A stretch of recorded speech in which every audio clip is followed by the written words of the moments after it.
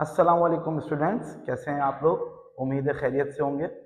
आज हम डिस्कस करेंगे एक बहुत ही इम्पोर्टेंट क्वेश्चन को, एक बहुत ही इम्पोर्टेंट डेरिवेशन को, जो आपके एग्जाम में अक्सर व बेशतर डिफरेंट ईयर्स के अंदर आई है।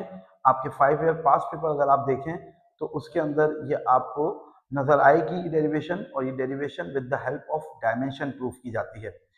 क्वेश्चन कुछ इस तरह से आता है आपके पास, जो कि मैंने यहाँ पे बोर्ड पे लिखा है पहले ही।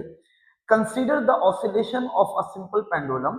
We assume that the time period of the pendulum depends on the following quantities: the mass of the bob m, the length of the string of the pendulum L, and the gravitational acceleration g, whose dimension is lt minus 2।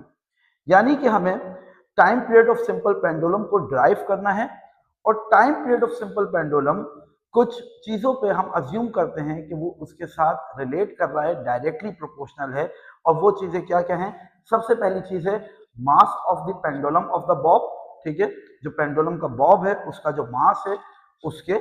दूसरी चीज है length of the string of the pendulum, जो pendulum की string है उसकी length कितनी है, उसके साथ डायरेक्टली प्रोपोर्शनल है।